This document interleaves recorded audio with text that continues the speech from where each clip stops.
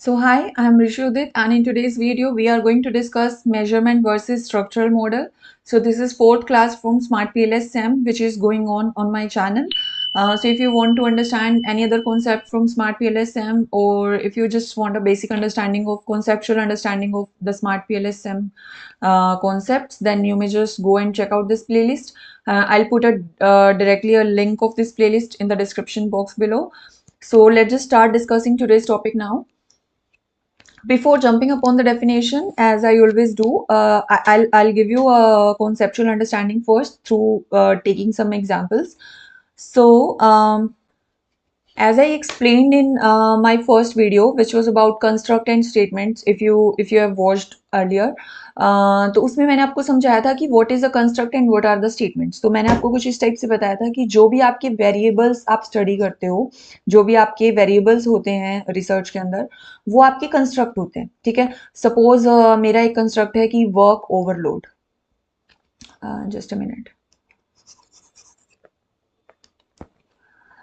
Suppose I have this one construct which is work overload.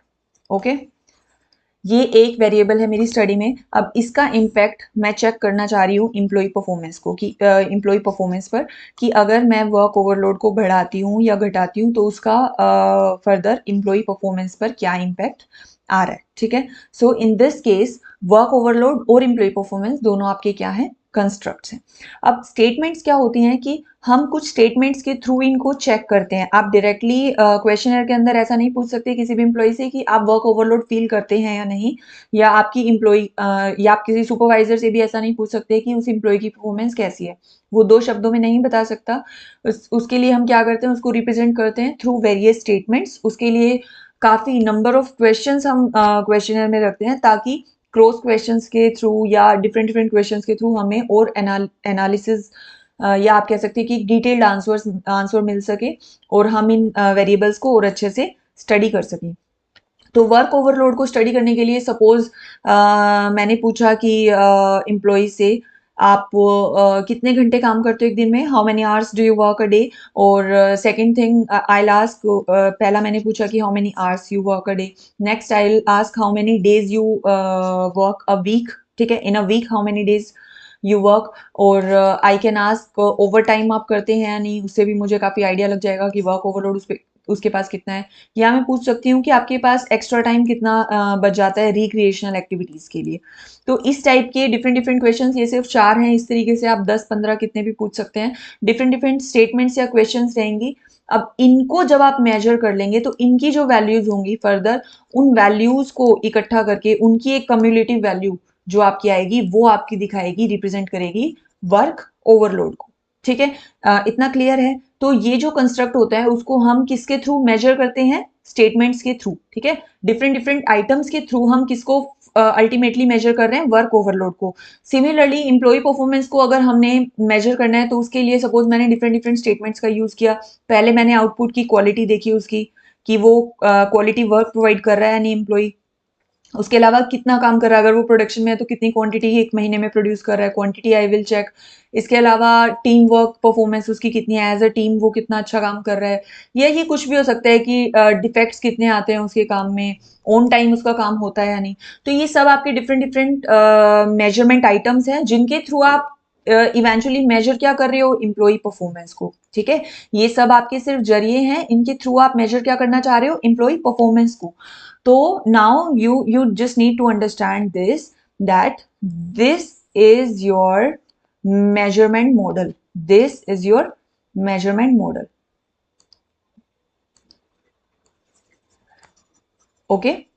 Measurement model आपका क्या हो जाएगा, जहां पर आप सिर्फ मेजरमेंट का काम कर रहे हैं, जहां पर आप सिर्फ मेजरमेंट का काम कर रहे हैं. सिमिलरली यहां पर भी मेजरमेंट हो रही है, इनके थ्रू आप मेजर कर रहे हो एम्प्लॉय परफॉर्मेंस को. तो ये आपका जो पूरा बॉक्स है ये आपका क्या बन जाता है, this is your again measurement model. Okay. लेकिन अब अगर हम बात करें स्ट्रक्चरल मॉडल की, तो स्ट्रक्चरल मॉडल क्या होता है कि जो आपका बेसिक रिसर्च का स्ट्रक्चर होता है. रिसर्च आप वेरिएबल्स के बीच में कर रहे हो. रिसर्च का कोई लेना देना नहीं कि आपने वेरिएबल्स को कैसे स्टडी किया. रिसर्च में काम आप क्या कर रहे हो, उन वेरिएबल्स के बीच का रिलेशनशिप स्टडी कर रहे हो. सो द गोल या the purpose of research is to study this relationship, note these variables. तो ये वेरिएबल्स जो हैं वो आउटर मॉडल्स हैं, ये आपकी स्टडी से बाहर के मॉडल हैं, इसलिए इनको हम क्या नाम दे देते हैं, आउटर मॉडल्स एज वेल। ये दोनों आपके आउटर मॉडल रहेंगे। बट जो आपका रिसर्च का इनसाइड मॉडल है, जो सबसे मेन स्ट्रक्चरल मॉडल है, वो आपका क्या हो जाएगा, जो आपका वेरिएबल्स के बीच की रिलेशनशिप है, ये जो आपका मॉडल है, ये आपका क्या है, एक्चुअली स्ट्रक्चरल मॉडल, और यू कैन से द इनर मॉडल। ओके, ये अब आपके दो भी हो सकते हैं, जैसे मैंने अभी आपका बिल्कुल बेसिक एग्जांपल लिया है, तो आपके सिर्फ दो वेरिएबल्स हैं, work overload and employ performance. इसी तरीके से आपके तीन चार कितने भी हो सकते हैं। सपोज अगर आपने ऐसे ऐसे तीन या चार वेरिएबल्स बन जाते हैं जिसमें कि जिनका सबका इम्पैक्ट हम एक ही सिंगल वेरिएबल पर चेक कर रहे हैं, तो ऐसे केस में उनकी फर्दर आउटसाइड कितनी स्टेटमेंट्स हम यूज कर रहे हैं, कितने इंडिकेटर्स को हम यूज कर रहे हो, वो सब आपके आउटर मॉडल्स हैं। ये सब आपके आउटर मॉडल्स हैं। इनर मॉडल आपका सिर्फ क्या रहेगा, जो ये चार वेरिएबल्स का मॉडल है। ठीक है, तो ये जो बेसिकली आप रिलेशनशिप स्टडी कर रहे हो between the variables, this is your structural model. अब इसको जब आप एक पिक्चर की हेल्प से करेंगे तो आप और better you will be able to understand.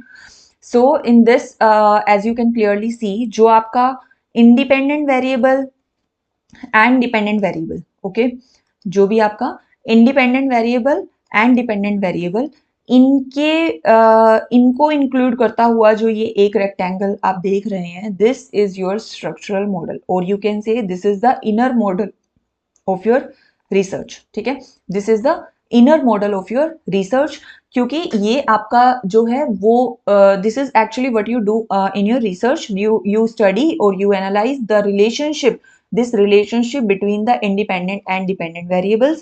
So this will be your structural model. But if you talk about this model or this one, these two rectangles are your outer models, जो आपके measurement का काम करते हैं, being it measuring the dependent variable or measuring the independent variables। ये दोनों ही आपके क्या हैं, मेजरमेंट मॉडल्स हैं, ये दोनों रेक्टेंगल्स। जबकि जो आपका इनर मॉडल है वो आपका क्या रहेगा, स्ट्रक्चरल मॉडल रहेगा, जिसमें आपके सिर्फ वेरिएबल्स इंक्लूडेड रहेंगे। So I hope today's video has been useful for you. If you found this video helpful, you may just like, and you can support this channel through subscribing, and you may press the bell icon so that you may get timely notifications for all of upcoming videos related to Smart PLSM, as well as other research videos that I upload time to time on my channel. So thank you for watching.